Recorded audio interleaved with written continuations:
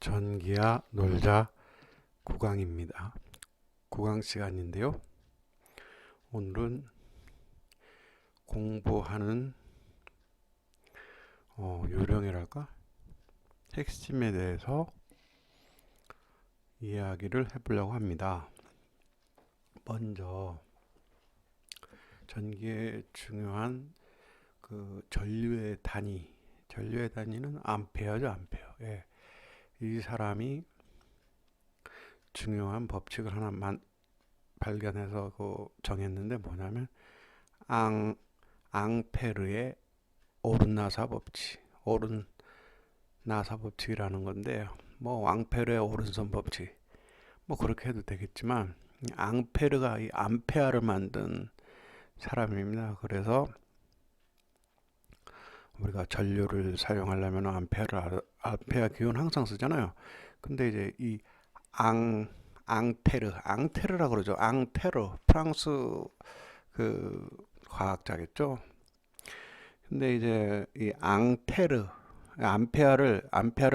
이 사람 이름에서 앙테르에서 암페아가 나왔거든요. 근데 이게 이 앙페르의 오른나사 법칙, 법칙은 여러 가지가 있잖아요. 근데 이 앙페르의 오른나사 법칙은 순수한 단어의 뜻은 나사가 진행하는 방향으로 전류가 흐르면 자력선은 오른 나사가 회전하는 방향으로 만들어진다 이거거든요. 근데 이게 간단히 말해서 그렇죠. 이 오른손에 이렇게 엄지 손가락을 위로 올렸을 때 그 위로 올리고 이렇게 주먹을 쥔 상태에서 오른 엄지를 이렇게 치켜서 하잖아요. 치켜 세운 다음에 나머지 네 손가락은 이렇게 접혀 있죠. 그 접혀 있는 그 손가락 부분이 어느 쪽으로 들어? 이렇게 정상적으로 이렇게 엄지를 치켜들면 이 자력 방향은 어디로? 이 손가락 네 개는 손가락 네 개 그 손가락이 시계 반대 방향으로 흐르고 있죠. 예, 이거죠. 이 법칙을 그냥 말한 거예요. 그럼 반대로 이렇게 그 엄지 손가락을 밑으로 이렇게 너는 뒤졌다 뭐 이렇게 캣 밑으로 이렇게 거꾸로 반대로 이렇게 오른손을 반대로 밑으로 있잖아. 엄지손가락을 전체적으로 이렇게 돌려요.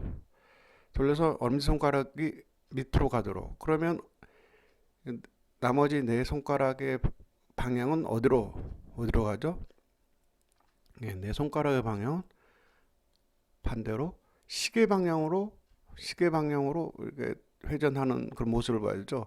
이게 바로 그냥 어렵지 않게 앙텔의 오른나사 법칙입니다. 그러니까 이 혼동할 수가 있잖아요. 뭐 플레이밍이 뭐 왼손 법칙, 뭐 오른손 법칙 여러 가지 있고 뭐 여러 가지 있어요. 법칙은. 근데 암페어 만드신 분이 아니고 암페어의 그 기원이 되신 분, 암페어 단위를 쓸 수 있게 하신 분이 앙페르의 오른나사 법칙은 우리가 전류를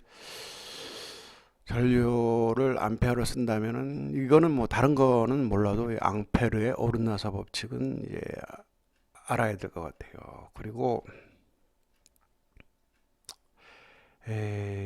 전기자 뭐 반작용 뭐 이런 뜻이잖아. 전기자 반작용 뭐 글자 그대로는 뭐 전기자 전류에 의해 생기는 자속이 계자에서 발생되는 주자속에 영향을 주어 주사속이 일그러지며 감소하는 현상이다.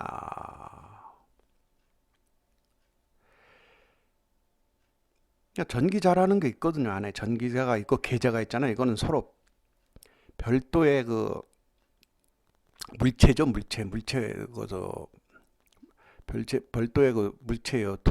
물체인데 이 전기자하고 계자라는 게 있잖아요. 계자는 뭐 N과 S극을 가진 걸 계자라 그러고 전기자 전기자를 만들어내는 그거죠. 그러니까 이제 이 사이 이게 서로가 이 계좌에서 발생되는 그 N과 S극의 그 자력이 생기잖아요. N하고 S극이 이렇게 서로가 그 N하고 S극은 서로 반대극이니까 서로 이렇게 끌어당기거나 그다음에 N 같은 극기를 밀어내거나 이런 어떤 자기력이 발생하잖아요. 근데 이게 전기자에 영향을 준단 말이에요. 그래서 이게 이 전기자에 영향을 준다. 그거에 대한 뭐? 그러니까 단점이죠, 단점. 반작용이니까 안 좋은 거예요. 안 좋은 현상이에요. 음, 전기자 반작용 그거에서 그러니까 안 좋은 현상이에요. 그러니까 주자속이 전기가 있죠. 주자속에 영향을 주어 주자속에 일그러지며 감소하는 현상 뭐 이거죠.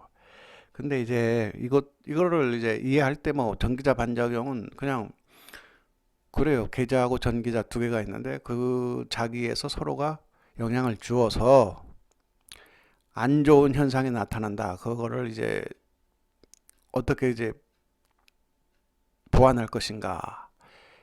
이제 그런 현상을 이제 전기자 반작용이라고 그러고 그걸 보완하는 방법 중에 여러 가지가 이제 있죠. 뭐 보국을 설치한다. 뭐 보상권선을 설치한다. 뭐 중성축 플러스 중성축을 뭐 음, 이동 방향과 함께 이동한다. 뭐 이런 거 있잖아요. 이런 거가 있어요. 근데 이제 개념만 이 전기자 반작용이나 이런 걸 공부할 때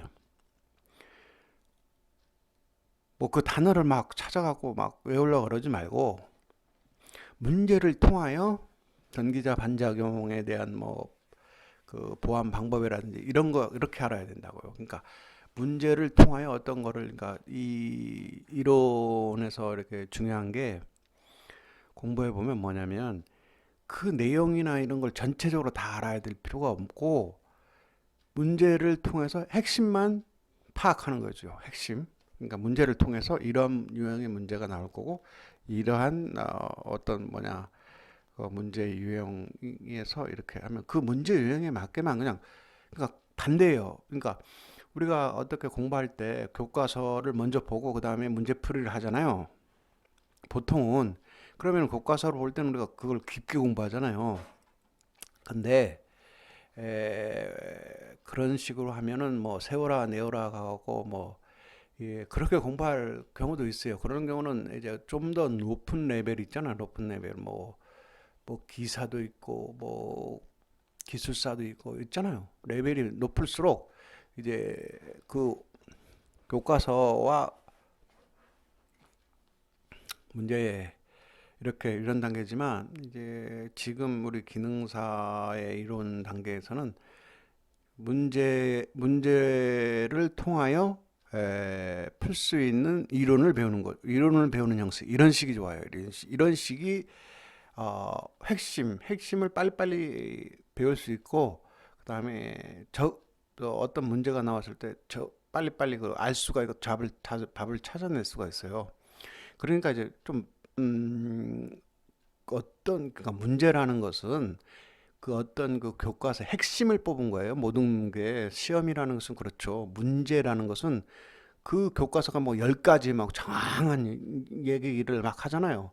그렇지만 그 중에서도 뭐라 가장 중요한 것들을 이제 문제로 내는 거지 뭐 주변에 뭐 별로 중요하지 않은 것들을 뭐 문제로 내진 않거든요. 그러니까 문제라는 것은 근데 이제 문제가 이렇게 그 문제를 푸는 사람의 문제가 뭐냐면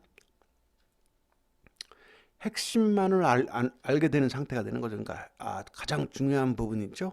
그 부분만 알게 되는 건데 그래도 괜찮아요. 왜냐하면 이 전기는 과학이기 때문에 그 논리는 아주 과학적으로 돼 있기 때문에 더 공부하고 싶으면 시간을 뭐 1년을 더 투자해도 되고 뭐 2년을 투자해도 되고 뭐 공부를 할수록 더 정확하게 그 원리를 뭐 알 수가 있는 거죠. 근데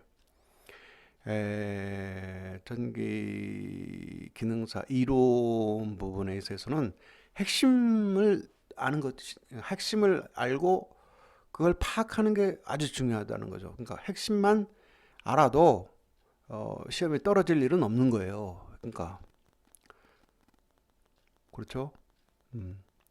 기능사 시험이 뭐다? 100점을 원하는 게 아니고 60점 이상만 맞으면 된다 이거 60점 이상. 100점을 원하는 게 아니에요. 뭐 내가 잘하면 상대방이 떨어지고 이런 시험이 아니잖아요. 그러니까 절대 평가잖아요. 누구나 60점 이상만 맞으면 합격인 거예요. 그렇기 때문에 그 목표가 물론 이제 저 전기에 대한 어떤 방대한 지식 있죠. 그런 면에서 뭐 다들 얻고 뭐 확실하게 아는 거 그것도 중요하지만 일단은 이론을 합격을 하면 이론을 합격하는 게 좋죠. 그럼 이론을 합격하려면 그 핵심을 어떻게 배워야 된다? 교과서로 배우면 안 된다 이거예요. 교과서로. 공부를 해보면 아는 게 문제로 배워야 된다고요. 문제. 교과서로 배우지 마라. 문제로 배울 거야. 근데 문제를 이렇게 풀었는데 풀이 과정에서 그 풀이 과정 부분에서 이해 안 되는 부분은 좀 찾아볼 수도 있는 거예요. 근데 문제도 없는 것을 교과서로 가서 공부하고 문제를 풀겠다? 이거는 안 돼요. 이거는 잘못된 공부 방식인 것 같고 제가 공부한 바로는 왜냐하면 이 전기에 대해서 어떤 그 공부를 한 사람들이 아니잖아요. 전기 기능사라는 자체가 전기를 모르는 사람들이 전기 기술자가 되기 위한 첫 과정이지, 전기를 아는 사람이 그 과정으로서 나온 게 아니거든요. 그러니까 전기 기능사를, 이 전기 기능사의 이론은 뭐 박사처럼 알 필요가 없다 이거예요. 그러니까 박사가 될 거 아니잖아요. 단지 핵심을 알면 합격할 수 있는 그러니까 문제를 통하여 교과서의 그 원리를 어느 정도 배우는 그런 수준으로 나아가야 된다. 이거예요. 문제가 그래서 중요하다. 그래서 이제 우리가 뭐 예를 들어서 뭐 개념 같은 거 있잖아요. 개념이 뭐 예를 들어서 이 개념을 잡을 때, 예를 들어서 발전기나 전동기 뭐 이렇게 있잖아요. 그러면 그 개념을 잡을 때 있잖아요. 이게 큰 그림이죠. 큰 그림. 예를 들어서 뭐 직렬 발전기다. 직렬 발전기. 응? 그럼 직렬 발전기 안에 뭐 타여자 발전기가 있고 그다음에 자여자 발전기가 있다. 그러니까 타여자든지 자여자든지 직렬 발전기다. 이거예요. 이런 식으로 있잖아요. 큰 틀 있죠. 큰 그림. 그러니까 자세한 거가 아니라 큰 그림에서 이 대단락과 그 소단락 이렇게 구분하는 부분이 있죠. 그 부분을 이제 처음에는 이게 그 지엽적인 것만 이렇게 보인단 말이에요. 근데 이렇게 조금만 이제 뒤로 물러서 갖고 문제를 풀다 보면 어떤 현상이 나타나냐면, 문제가 어떤 공통된 점이 보이는 거예요. 뭐가 보이냐면 이 소단락으로만 이루어진 것들이 왜 이 소단락으로만 나눠질까 해서 조금 더 이제 큰 거를 보게 된단 말이에요. 큰 단락. 그러니까 자여자 발전기, 타여자 발전기의 그 세부 내용만 막 보다가 이거는 또 뭐지? 보면 이게 그냥 직령 발전기 중에 그냥 종류의 하나일 뿐이다. 이렇게 넘어가 버리는 거죠. 그렇게 공부하는 방법이 이제 어, 좋다 이거예요. 처음부터 그냥 직렬 발전기 교과서 찾아서 교과서에서 달달달달 외우고 그 다음에 내려가고 언제 그렇게 시간이 한가해요? 시간이 한가하지 않죠. 시험 날짜는 뭐 정해진 거고 뭐 그렇게 뭐 매일매일 시험 볼 수 있는 것도 아니고, 그리고 시험이라는 것은 에, 그 그냥 되는 거 아니잖아. 시간도 들어야 되고 뭐 비용도 들어가고 기타 뭐 여러 가지 뭐 그러니까 그게 들어가기 때문에 되도록이면 뭐예요? 시험은 단기간에 합격을 하는 게 가장 중요하죠. 단기간에. 그 다음에 뭐 지식을 막 쌓아갖고 논문을 쓸 거면 공부를 그때는 뭐 막 투자하면 되는 거고, 이제 뭐 논문을 쓸 거 아니잖아요. 응? 기존에 있던 거, 기존에 있던 논리나 법칙이나 이런 거를 그냥 단지 그걸 습득 암기하고 외우는 거지, 우리가 무슨 법칙을 만들어내고 뭐 논문을 써야 될 거 아니잖아요. 그러니까 문제를 통해서 배우되 이 소단락, 그러니까 작은 부분만 계속 그걸 외울 게 아니라 그거보다 더 큰 목차 있죠. 큰 목차가 보이는 정도 있잖아. 그 정도는 문제풀이를 해야 된단 말이에요. 그리고 뭐 직권이라든지 분권이라든지 복권이라든지 이런 거 있잖아요. 이거는 구분을 잘 해야 돼요. 이런 거는 뭐 직권은 뭐예요? 직렬로 뭐 직렬로 권, 감았다 이거예요. 직렬로 분권은 뭐예요? 분. 병렬로 감았다 이거예요. 그럼 예를 들어서 직렬 발전기에서 보면 큰 그림으로 보면 타여자가 있고 자여자가 있잖아요. 그러면 타여자는 뭐야? 타여자는 계자와 전기자가 연결이 안 된 게 타여자고, 계자와 전기자가 연결이 된 방식의 발전기는 뭐야? 자여자 발전기다. 근데 타여자든 자여자든 큰 그림은 뭐야? 직렬 발전기라는 것이죠. 직렬. 근데 자여자 발전기에, 근데 여기서 헷갈리면 안 되는 게 직권, 분권, 본권이 있어요. 그러면 이게 뭐냐면 자여자가 계자와 전기자가 연결, 그 계자와 전기자가 연결됐는데 그게 자여자죠. 계자와 전기자가 연결됐는데 그 연결 방식이 직 직렬로 연결된 게 있고 자여자에, 그 다음에 병렬로 연결된 게 있고 병렬과 직렬 함께 연결된 게 있단 말이에요. 그래서 이제 자여자에는 직권, 복권, 분권 이렇게 나눠지는 거예요. 그러니까 이 나눠지는 그 구분을, 이게 어려운 게 아니에요. 이게 간단히 큰 그림으로 이해해 버리는 거예요. 그냥 타여자 발전기, 계자와 전기자가 연결이 안 된다. 독립된 계좌 전원을 갖고 있구나. 그러면 그럼 자여자는 그럼 타여자든 자여자든 직렬 발전기라는 거예요. 응? 근데 자여자는 뭐야? 계좌와 전기자가 연결되어 있는 발전기다. 근데 그 연결 방식에는 직렬 연결도 있고 병렬 연결도 있고 직병렬이 함께 연결된 발전기가 있다. 그것을 직권, 분권, 복권이라 그런다. 이렇게 얘기하면은 이해를 하면은 되는 거예요. 그래서 이런 식으로 어떤 그 지엽에 막 그냥 치달려하고 그걸 막 어떻게 그 의미를 막 파악한다 이러려고 하지 말고 크게 문제는 크게 보면서 그 중에서 이제 모르는 부분들은 좀 이제 교과서 뭐 자기가 궁금하다, 이거는 시험에 틀려도 시험에 안 나와도 나는 이거 알고 싶다, 이런 부분들이 있을 수가 있어요. 그런 부분들은 이제, 왜냐하면 그런 부분들은 시험에 나오든 안 하든 그건 공부할 만해요. 왜냐하면 그가 궁금증이 생긴다는 거는 우리가 뭐 집에 무슨 어떤 전기적 문제가 발생했을 때 그 이론과 현실에서를 활용할 수 있는 능력을 키워주기 때문에 시험에 안 나올 뿐이지만 내가 궁금한 부분은 있다. 이거는 내가 시험에 나오든 안 나오든 상관없이 내가 알고 싶다. 그 부분은 이제 교과서를 찾아가고 자기 혼자 이렇게 생각해 보든지 개념을 정립하든지 이렇게 하란 말이에요. 이거는 그때는 막 깊게 들어가도 상관없어요. 왜냐면 왜? 시험에도 안 나오고 아무것도 안 나오죠. 나의 호기심이 여기가 호기심이 생기고 그건 좋은 현상이란 말이에요.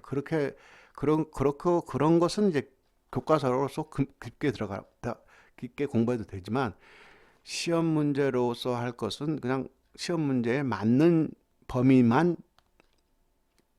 외웠거나 공부를 하란 말이죠. 네. 그리고 뭐 가동이나 차동 이것도 나오는데, 이것도 이제 보면은 이게 대부분 일본에서 갖고 온 단어인지 뭐 사용인지 뭐 잘 안 쓰는 단어들이거든요. 가동, 차동 하면. 근데 이게 한문이잖아요. 한문이기 때문에 더할 거다. 가동 더하는 것이구나. 차동, 뺄 차.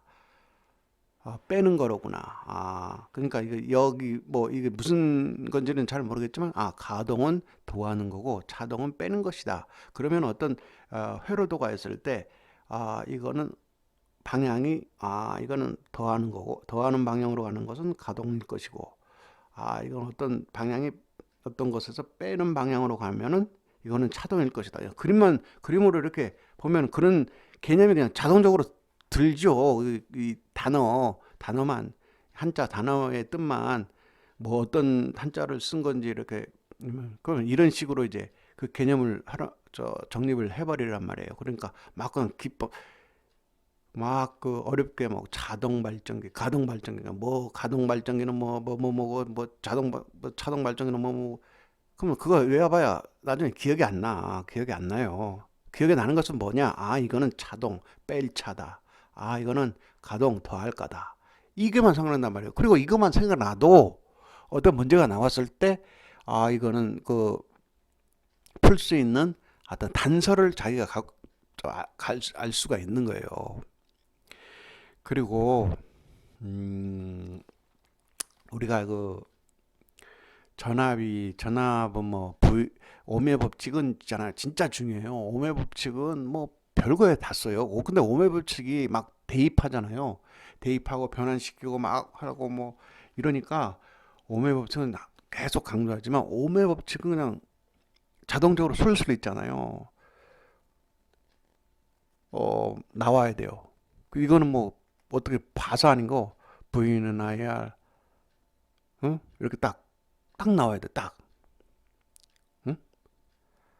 R은 I분의 V, I는 R분의 V, 뭐 이렇게 해서 이것이 뭐 어떤 그 뭐냐 자동으로 있잖아요. 영어 단어가 외우듯이 그냥 자동으로 그냥 나와야 돼. 자동으로 나와야 이게 변환이 가능해요. 뭐 R 대신에 뭐 다른 대답 변환된 거를 쓰고 또 뭐 V 대신에 뭐 다른 변환된 것을 거기 대입시키고 뭐 이러기 때문에 오메 법칙은 이거는 뭐 무조건 외워야 돼요. 무조건 외워야 되고 그리고 그 문제 중에 이런 문제는 이거는 알고 있으면 좋아요. 옥내 배선에서 주로 사용하는 직선 접속 및 분기 접속 방법은 이런 문제가 있어요. 이 문제는 뭐 앞으로 10년도 계속 나올 문제예요. 옥내 배선에서 주로 사용하는 직선 접속 및 분기 접속 방법은 뭐예요? 슬리브, SLEVE. 이게 슬리브라는 게 콘크리트 안에 매설하는 관이라는 영어 뜻을 가지고 있거든요. 슬리브 있잖아요. 동그랗게 생겼어요. 콘크리트 관 모양처럼 동그랗게 생겼죠. 동그랗게 해서 길쭉하게 생겼어요. 슬리브. 이게 뭐라고요? 옥내 배선에서 주로 사용하는 직선 접속 및 분기 접속 방법은 슬리브다. 그리고 우리가 이제 그 공부 방법에 대해서 얘기했잖아요. 그래서 뭐 그렇게 막 어렵게 생각할 필요가 없어요. 그리고 뭐 그러니까 회로도를 이렇게 볼 때 이 플러스 마이너스 플러스 마이너스 플러스 마이너스 플러스 마이너스 이렇게 플러스 그러니까 그 전류의 방향을 표시해 주잖아요. 이렇게 회로도에 보면 전류의 방향을 뭐 화살표로 이렇게 표시해 준다고요. 이렇게 어느 쪽으로 이제 이게 흐르고 있다. 그러면 그 표시해 보면 이제 플러스는 긴 막대고 마이너스는 작은 막대로 이렇게 표시하잖아요. 그럼 플러스 마이너스. 그다음에 다음 저항 지나가고 플러스 마이너스 나오고 플러스 마이너스 나오고 뭐 이렇게 플러스 마이너스 분해서 일치된 쪽으로 이렇게 나오면 이거는 뭐예요? 이 전압은 더해줘야죠. 전압은 더해주고. 근데 이래서 플러스 마이너스 플러스 마이너스 플러스 마이너스 가다가 마이너스 플러스가 이렇게 나와버렸어요. 전압이 회로도에서. 그러면은 플러스 마이너스 플러스 마이너스 플러스 마이너스 마이너스가 먼저 나오고 플러스가 나오단 말이에요. 그럼 이거 어떻게 돼? 이때는 전압을 빼줘야 되는 거예요. 빼준다고요. 전압을. 그리고 이제 이거는 뭐 그러니까 막 범위를 막 뛰어넘는데 그 우리가 델타 결선과 그 Y 결선 뭐 이렇게 하잖아요. 근데 이제 델타 결선과 Y 결선에 대한 문제는 많이 나오잖아요. 근데 그래서 여기서 핵심이 있어요. 뭐냐면 델타 결선은 전압은 같아요. 전압은 같은데 성간전압이든 상전압이든 전압은 같아요. 전압은 다 같아요. 전압은 똑같아요. 근데 전류가 다르다 이거죠. 전류는 뭐예요? 그러니까 전류는 루트 3을 해주는 거예요. 루트 3. 근데 그와 대비되는 Y결선은 어떻게 돼요? Y결선은 전류에다가 루트 3을 해줘요? 아니면은 전압에다가 루트 3을 해줘요? Y결선은 전압에 루트 3을 해준다고요. 루트 3. 예를 들어서 상전압이 220V다. 그러면 성간전압을 알기 위해서는 루트 3을 하면 성간전압이 나오면서 뭐가 돼요? 220V가 성간전압은 Y결선 하면 380도가 나오잖아요. 아, 그럼 뭐예요, 이거? 전압에 루트 3을 해주고 있죠. 루트 3. 루트 3을 해주고 있어요. 그래서 이제 Y결선하고 델타 결선의 차이는 뭐가 있다는 걸 알 수 있죠? 아, Y결선은 전압이 루트 3이고 전류는 그대로. 델타 결선은 전류가 루트 3을 곱해주고 전압은 일정하다. 전압은 같죠? 전압은. 근데 이걸 있잖아. 이거를 뭐 어떤 뭐가 아니라 이거는 그냥 실제적으로 그 전기 테스트기 찍어보면 그렇게 나와요. 딱. 응? 결선 방법을 어떻게 하는지도 몰라더라도 Y결선에 딱 그 성간 이렇게 해보면 상과 상 사이에는 380도가 나온단 말이에요. 그러니까 그거를 이제 그 법칙이랄까 원리로 만든 게 뭐예요? 전압에 전압 곱하기 상전압 곱하기 상전압이든 전압이든 뭐 인가되는 전압 있잖아요. 전압에 루트 3은 뭐예요? Y결선에 루트 3을 곱해주면 성간 전압이 나온다. 전압이 그러면 Y결선에는 뭐예요? 이거 전압이 다르지만 전류는 같고 델타 결선은 전류에 루트 3을 해주죠. 루트 3. 전류에 루트 3. 루트 3을 곱해주는 거죠. 그래서 전압은 같죠. 각 상의 전압은 똑같아요. 성간 전압도 똑같아. 이 선이나 저 선이나 똑같죠. 그래서 어떤 이제 문제가 주어지잖아요. 그럼 문제가 주어질 때 그러면 전류에 대한 부분은 델타 결선이 Y 결선보다 3배. 그리고 거꾸로 반대로 하면 Y 결선은 델타 결선의 3분의 1배. 뭐 이렇게 될 것이고 거꾸로 전압은 Y 결선이 델타 결선보다 더 높겠죠. 그러잖아요. 기본적으로 생각해도 높겠죠, 당연히. 루트 3을 곱해주니까 같은 전압에 루트 3을 곱해주면 루트 3은 뭐 1.7 얼마 아니에요. 그러면 220V에 1.7 뭐 이렇게 곱해줘봐요. 어느 게 그러면 더 높아요? 당연히 루트 3을 곱해준 전압이 더 높죠. 그래서 델타 결선보다 더 높은 전압이 Y 결선이 갖게 될 것이다. 뭐 그래서 이제 어떤 게 되냐? 간단히 뭐 이론이나 현실이나 실제로 맞는 말이에요. 근데 실제로 맞는데 전류는 Y 결선은 3분의 1이 돼버린다. 델타 결선에 비해서. 그러면 Y 결선에 3배를 해주면 델타 결선이 될 것이다. 전류가 될 것이다. 이런 식으로 그냥 이해해버리면 문제를 풀 때 있잖아요. 좀 간단하게 풀 수가 있을 것 같아요. 이해가 안 된다. 그러면 외워야 될 거예요. 그냥 외워버리는 거예요. 이게 어떤 것을 계산하실 때 문제가 딱 들었어요. 뭐 델타 결선일 때는 뭐 전류가 뭐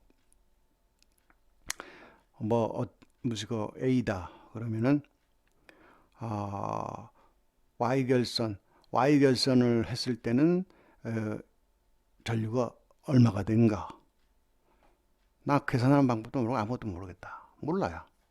그럼 뭐야? 그럼 어떻게 해버려? 그냥 3분의 1 A다. 응? 델타 결선이 A라는 전류가 흐르고 있어요. Y결선으로 바뀌었을 때 Y에 흐르는 A는 어느 정도냐? 3분의 1 A다. 뭐 이런 식으로 있잖아요. 아무것도 몰라도 그냥 그렇게 정답을 찾아버리는 거죠. 그리고 이제 회로도 아까 볼 때 회로 보는 방법 말했잖아요. 플러스 같은 방향에는 전압을 더하고 그 회로도의 방향을 방향대로 플러스 마이너스가 진행되지 않고 바뀌는 부분에 있어서는 그거는 그때의 전압은 빼준다. 이렇게 회로도를 보는 방법을 얘기했잖아요. 그리고 그 직렬이냐 병렬이냐 이 회로도 뭐 이렇게 하는데 직렬은 마찬가지로 선이 하나밖에 없는 거예요. 하나밖에 없는 건 무조건 다 직렬이에요. 직렬. 그럼 선이 두 개가 연결됐다? 병렬이에요. 병렬. 간단한 거예요. 그러니까 어렵게 생각하지 말고 선 하나에 다 연결돼 있다? 그러면 직렬이고 선 두 개로 나눠져 갖고 연결돼 있다. 그럼 병렬이에요. 병렬. 그러니까 뭐 회로도 볼 때 이거 선 하나만으로 이렇게 다 이어진 거예요. 하나. 뭐 중간에 하나 더 굳어진 것도 없어요. 수평으로 그어진 것이 없어. 뭐 수평이든 수직이든 뭐 그어진 게 없네. 그거는 당연히 그건 직렬 회로도죠. 뭐 중간에 뭐 수평이나 수직으로 구워진 거 있네. 그거는 병렬이에요. 병렬. 병렬이에요. 뭐 어려울 게 없어요. 그냥 간단하게 그 개념으로 해요. 전기가 뭐 두 선이 있어야만 전기가 되는 것처럼 직병렬도 뭐 그런 개념이 하나도 틀림 없어요. 직렬은 그냥 선 하나 쭉 가는 거예요. 병렬은 그냥 하나가 아니고 둘이 이렇게 둘이 두 개를 이제 갈라져 갖고 선이 하나 더 생겨서 거기서 연결하니까 병렬이 되는 거죠. 그리고 그렇게 개념을 이해하고요. 그리고 어떤 그게 뭐가 있었냐 하면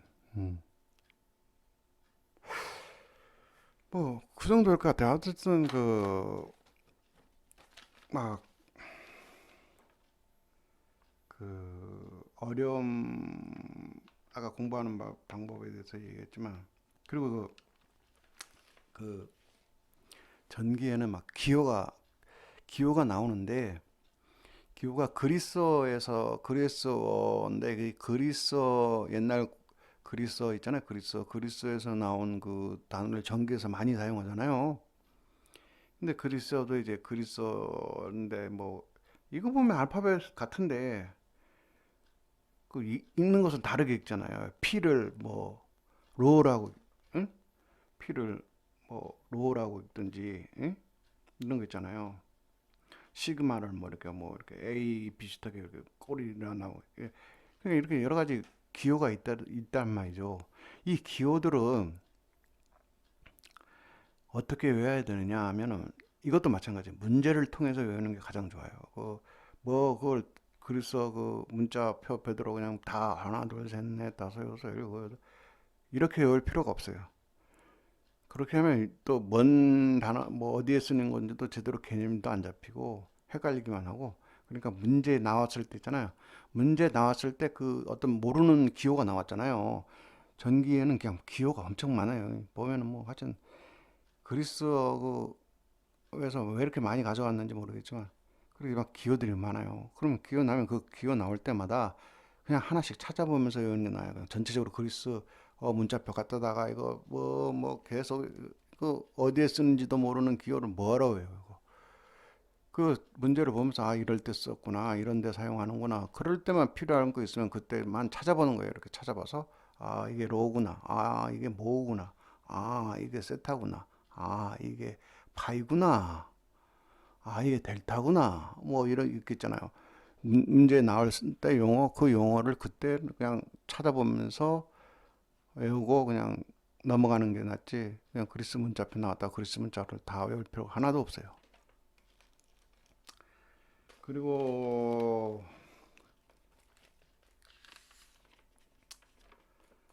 그 뭐 막 그런 거 있잖아요. 뭐 저항 뭐 저항의 역수 컨덕턴트, 뭐 저항에는 저항 말고도 뭐 인덕턴스, 그다음에 뭐 캐패시터스 캐패시턴스 뭐 이런 것도 있고, 뭐 리액턴스, 예? 리액턴스라든지 임피던스, 뭐 이런 건 여러 가지 막 용어들이 막 나오잖아요. 근데 이런 것도 그냥 전혀 뭐야 그 이론을 그냥 가지고 무슨 종이에 나온 대로 이거 뭐 백과사전에 나온 대로 외울 필요가 없어요. 없는 거예요, 그런 것들은. 그냥 문제를 이렇게 풀잖아요. 그럼 풀면 이거는 뭐다, 이렇게 요렇게 문제를 푸는데 리액턴스가 사용되고, 그 다음에 컨덕턴트, 인덕 인덕 인덕턴스, 컨덕턴스. 저항의 역수가 컨덕턴스거든요. 근데 인덕턴스도 인덕턴스. 저항을 R이라 그러잖아요. 그 다음에 L을 인덕턴스, 그 다음에 C는 캐패시턴스 이렇게 하잖아요. 뭐 이게 RLC, 뭐 이게 회로 막 여러 가지가 나오잖아요. 근데 이런 것도 개념을 잡을 때 뭐 RLC고 뭐 이렇게 막 뭐 할 필요가 없어요. 그냥 그 용어를 그냥 그 백과사전에 있는 대로 그거 외우려고 하면 외워주지도 않고, 이 자체의 용어 개념이나 그 의미 같은 거를 어떻게 해야 되냐? 문제를 통해서 그 개념을 파악하는 게 좋아요. 문제를 통해서. 그래서 이제 이런 그냥 그거를 그냥 리액턴스 뭐 이렇게 외우려고 하지 말고, 그냥 그 단어, 그 문제를 통해서 나오는 것에서 이게 어떤 개념일까라고 한번 그냥 그 개념만 이해를 하려고 하면 돼요. 그럼 뭐 유도성, 리액턴스, 유도성, 뭐 용량성, 유도성, 리액턴스, 리액트, 리액터, 리액터, 캐패시터, 용량성, 유도성. 여러 가지 뭐 이렇게 복잡하게 나오는 것들 있잖아요. 근데 그런 것도 어렵다 생각하지 말고 문제를 풀어요. 그냥 풀다 보면 이게 뭔 개념이다 구분이 생길 수가 있어요. 저항의 역수, 저항의 역수구나. 그냥 그렇게 넘어가요, 문제를. 그럼 저항에서 그러면 이제 헷갈릴 거 아니에요. 인덕턴스, 컨덕턴스, 뭐가 이제 이것도 이제 그걸 결정, 임피던스, 임피던스가 또 나오네. 리액터, 아유, 리액턴스도 또 나오네. 뭐, 뭐, 뭐, 유도성, 용량성, 뭐, 이런, 이거 막, 용어가 막 여러 가지가 나오니까 뭐 어려운 것 같잖아요. 하나도 이게 뭐 어려운 개념, 어려운 것도 아니고, 그냥 그런 게 있다 라고 외우고 문제를 풀어요. 문제 풀이 방식이 나오잖아요. 그대로 그냥 풀면 돼요. 거기서 뭐 자세하게 있잖아요. 뭐, 그거 알아야 시험에 합격하는 것도 아니고, 그 개념들이 막 그렇게 어려운 개념들이 아니에요. 그냥. 그러니까 뭐, 솔직히 따지고 보면, 인덕턴스나 뭐, 캐패시턴스, 뭐, 이런 것들은 다 어떻게 보면은 어떤 저항이나 그 저항과 관련돼서 어떤 역할을 하죠. 저항과, 그 다음에 뭐, 그, 유기 기전력인가 뭐 여러 가지 역할을 해요. 예를 들어 유도성이니까 뭐 유도하는 그런 부분이 있겠죠. 그리고 캐패시턴스. 만약 이거 뭐예요? 캐패시트. 이거 정전기 그, 그 뭐냐, 전화를 저장해 두는 거 있잖아요. 이거, 그 뭐라고 해요? 전화를 저장해 두는 거 있잖아요. 그 캐패시터라고 그러는데, 캐패시터, 영어로 캐패시터라고, 그 한글로는 갑자기 생각이 안 나네. 어쨌든, 이 전화를 저장해 두고서, 전화를 이제 뭐 5볼트짜리, 뭐, 콘덴서도 캐패시터나 뭐 콘덴서랑 마찬가지. 그러니까 용량 아니에요, 용량. 용량을 저장한다. 그럼 용량성. 그 다음에 L에서 유도성, 유동, 뭐, 그, 유도, 기전용구, 유도한다. 유도해서 유도성. 그럼, 캐패시터스가 유도성이 될 수가 있어요? 콘덴서 역할을 하는 그 저장성 가진 건데, 유도성을 할 수가 있어요. 그건 그냥 용량성이지. 용량을 저장해 두잖아. 뭐, 그런 식으로 개념을 잡아버리면은, 뭐, L이나 RAC에서 L하고 C 구분은 어렵지 않잖아요. C가. RAC. 그러면 직렬회로도 RAC. 병렬회로도 RAC. 근데 병렬회로에서 사용하지 않는 것은 뭐냐? 설명을 이렇게 나오잖아요. 병렬, 임피던스는 그러면 직렬회로 했어요. 임피던스가 뭐야? Z. 임피던스 Z 하면 뭐야, 이거? R. 저항 있잖아요, 저항. 저항에 뭐, 리액턴스, 뭐, R, X, 뭐, L, XC, 뭐, 이거, 뭐, 이렇게 해서 리액턴스를 더해주면, 뭐, 임피던스인데. 근데 이 리액턴스,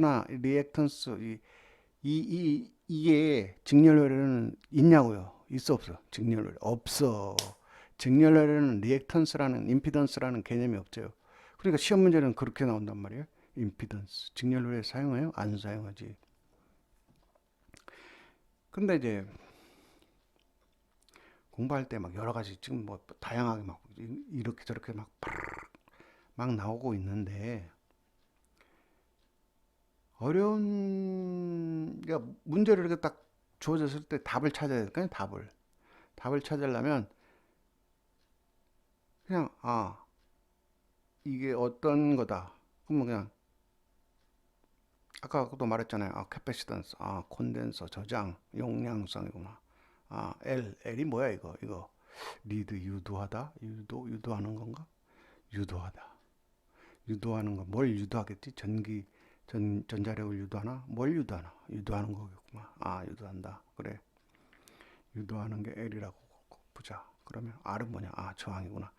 그래서 RLC가 대강 어떤 거, 이게 뭔 역할을, 아니, 뭔 역할이 아니라, 이게 뭔지 어떤 정확하게 돌아가는 걸 모르더라도, 이게는 대강, C는 이 콘덴서 역할을 하는 어떤 그러한 거와 관련이 있겠구나. 용량과 관련이 있겠구나. 이거 L은 이게 뭔가를 유도하는 어떤 그 역할과 물론 관련이 있겠구나. 백과사전을 보고 그 외우라는 게 아니고 대강 그렇게 하고 R은 이게 저항과 관련이 있겠구나. 이렇게 그냥 간단하게만 그 기본 개념만 잡으라 이거지. 개념만 잡고 그것을 이제 뭐 어디에 사용하든지 사용하면 그거를 이제 뭐 식이라든지 할 때 이게 뭔지 식 보면서 이게 뭐예요? XL은 또 뭐예요? XC는 또 뭐예요? 왜 C가 붙은 거예요? 왜 L이 붙은 거예요? 이거 이랬을 때 그 의미 있잖아요. 이거 캐패시터 용량하고 관련되니까 XC가 됐구만. 이거 왜 XL에 L이 붙은 거? 이거 뭔가 뭐 기전력 같은 걸 유도하는 말이구만. 유도하는 거. 그래서 L이 붙었구만. 왜 이거 R을 붙은 거야? 이거 R은 저항이기 때문에 이거 저항이라서 이제 여기다가 붙었구만. 이렇게 간단하게 그냥 외우는 거예요. 이해를 하고 그냥 풀어버리는 거예요. 뭐 그냥 저 백과사전에 나온 그 리액턴스 뭐 임피던스가 뭐예요? 뭐 하면서 어? 인덕턴스는 또 뭐예요? 하면서 그 인덕턴스의 뜻말을 그냥 계속 100번 암기해 봐야 그 문제 푸는데 뭐 그렇게 물론 완전히 진짜 그 도통하게 외워버리면 나쁜 건 전혀 없죠. 왜냐면 그게 정확한 그 이해력이니까. 그렇지만 그 정도까지도 필요 없다 이거지. 뭐 문제 푸는데 뭐 정확하게 뭐 그 어떤 단어를 뭐 그거에 대해서 논술로 우리가 쓸 거 아니잖아. 논술로 이렇게 뭐 적어라. 임피던스는 무엇이냐? 논술로 글로 적어라. 인덕턴스는 무엇이냐? 글로 적어라. 이렇게 할 거 아니잖아. 그냥 뭔가 이것이 무엇인가? 어떤 기호로 나타나는가? 대강 어떤 유도를 할 것이다. 인덕턴스 유도를 하는구만. 유도야 유도. 운동 유도가 아니고 뭔가를 유도하는 기능을 가졌구만. 이런 식으로 단순화하면서 이제 이해를 하면 쉽게 합격할 수 있겠다. 이런 느낌이 드는 거예요. 어? 어렵게 막 그냥 왜 이렇게 모르는 용어들이 이렇게 많고 아유 내 진짜 이거 뭐 도대체가 뭔 전기 용어들은 뭔 이런 법칙은 뭐 이렇게 많고 뭔 용어들은 뭐 이렇게 많고 뭔 단어들은 많고 뭔 기호들은 이런 잡기호들은 뭐 어디 저들이 많은가 용하지 말고 그 기호들이나 법칙들이나 이런 것들은 중요하지 않으면 법칙이나 그 뭐 기호가 나오지도 않아요. 근데 중요한 거예요. 중요하기 때문에 뭐 법칙으로 나오고 뭐 한 거예요. 근데 실질적으로 이제 전기를 이제 그거를 알면 뭐 실무에서도 아주 전문가가 되는 거고, 에이 뭐 이러냐 뭐 중요한가 그냥 실무만 잘하면 되지 뭐 하지만 이러면 이제 발전이 없지. 뭐 전문가가 될 수 없어. 전문가가 안 되고 그냥 남이 가르쳐 준 것만 이제 따라서 할 수 있는 사람이 되고 그러는 거겠죠. 그래서 이제 일단은 시험을 볼 때는 이제 시험에 맞게 핵심이죠. 핵심이 아까처럼 뭐 이렇게 RACA면 뭐 LAC에 대해서 뭐 하지 말고 그냥 대강 그러니까 뭔가 어떤 그 역할을 하는 건가라고 어렴풋이라도 그 약간 이해만 하고 그것을 활용해서 문제를 풀 수 있으면 될 것 같습니다. 그 오늘은 전체적으로 어떻게 이제 그 뭐 희한한 전기의 문자라든지 전기의 뭐 어떤 단어, 법칙, 용량 뭐 여러 가지 뭐 이렇게 하는데 그러니까 뭔 의미인지를 모르면은 이제 불합격될 것이고 이제 의미를 어떤 의미로 얘기하는 건지를 어떻게 파악이 된다면 이제 올바른 길이 있잖아요. 길. 우리가 운전면허 가면은 운전은 도로에서도 한 번도 안 해본 사람 있잖아요. 운전면허 가서 합격할 수 있는 게 뭐예요? 뭐죠? 가르쳐 주는 사람 있잖아. 가르쳐 주는 이렇게 해라. 이렇게 뭐 바퀴를 몇 번으로 꺾어라. 뭐 어디로 가라. 뭐 코스. 내가 모르지만 가르쳐 주는 사람 있잖아. 경험이 많은 사람 있잖아. 경험. 그 경험이 많은 사람은 뭐예요? 그 사람은 아주 운전을 잘하는 사람이에요. 운전도 잘하고 내용은 도통하고 아주 그냥 이게 뭐랄까 있죠. 전부 다 아는 사람이에요. 아는 사람이지만 그렇기 때문에 핵심을 이렇게 팍 꽂아서 그걸 가르쳐 줄 수가 있는 거란 말이에요. 그러면 그 처음에 배우는 사람은 몰라도 있잖아요. 이거 뭔 건지 이거 몰라도 그 핵심을 따라서 그냥 그 핵심 요런 요령으로 하라 하면 그 요령을 그냥 받아들이고 그냥 따라 산 사람은 합격할 것이고 이거 아니 뭐 내가 뭐 얼마나 많은데 하면서 그 운전학원 그럴 거면 운전학원 왜 갔어? 운전학원 가지 말고 혼자 공부하지. 혼자 그 차 끌고 가서 어디 가서 연습을 하든지. 운전학원 갔으면 그 가르쳐 주는 사람의 이문이 들기도 하고 뭐 그러지만 그 사람들은 운전을 못해서 운전을 가르쳐 주는 사람들이 아니잖아. 그렇기 때문에 그 사람들의 말을 자기 것으로 빨리 받아들이라 이거지. 받아들일래 아까도 얘기했지만 아까도 그 공부하는 방법이라든지 개념을 이해하는 방법 등 이런 걸 했잖아요. 그런 것들에 대해서 요런 식으로 접근하라. 요런 식으로 접근하라 라고 얘기했잖아. 그 방법에서 왜 그렇게 해야 됩니까? 왜 그렇게 해야지? 라고 생각하지 말고 그냥 공부해 보면 이게 이렇구나 라고 알 수가 있어요. 이거 자기가 이걸 그러니까 공부하면서 느끼는 거죠. 자동적으로. 그렇기 때문에 요령에 대해서 오늘은 이제 알아봤어요. 이제 어쨌든 이제 전기 기능사 이론을 공부하시는 분들은 그리고 전개에 대해서 뭐 아무것도 모르는 사람들이 일단 이론을 공부하는 거니까 어, 어떻게 어떻게 공부하면 빠르게 요령을 핵심을 받아들이고 그 핵심을 활용하여 문제를 풀고 단기간에 합격할 수 있을까? 음, 그런 요령이 생기는 거예요. 그러니까 공부 방법이 뭡니까? 그냥 열심히 하세요. 열심히 하는데 전기기능사 이론은 시험 보면서 어디 저 기술사 준비하는 사람처럼 공부하면 되겠어요? 안 되겠어요? 되긴 되겠죠. 근데 되긴 되는데 공부 방법이 틀린 거예요. 공부 방법이. 아니 자격증을 먼저 따고 기술사도 원래 봐봐요. 기능사 따고 그다음에 기사 따고 뭐 기술사 따고 이렇게 단계별로 따게 돼 있잖아요. 그건 뭐예요? 그만큼 차근차근 있잖아요. 뭐예요? 지적 능력이라든지 이런 거를 그에 맞게 레벨을 설정해서 하는 거예요. 근데 그 레벨을 뛰어넘고 나는 기술사 수준부터 교과서로서 이제 완전히 해버리겠다. 이런 방식은 안 된단 말이에요. 이런 방식은 안 되고 거기 레벨에 맞는 방식으로 공부를 하고 시험에 합격하는 게 가장 베스트고 그 다음에 이제 자기가 더 공부하고 싶다면 조금씩 더 공부하는 거예요. 더 공부하면서 그렇다고 요령으로 핵심을 배웠던 내용들이 아무 필요가 없나? 그것도 전혀 아니란 말이에요. 그러한 요령과 그런 경험은 실제적으로 경험에서 나온 그런 거기 때문에 뭐더 높은 그 단계로 나아가는데도 다 도움이 된단 말이에요. 그렇기 때문에 아까 가르쳐 준 의미가 뭔지 좀 잘 생각해 보고 이해가 됐다면 공부 방향을 제대로 하는 거예요. 공부 방향을 제대로 하고 있고 어, 한 번에 한 번에 합격하고 아유 뭐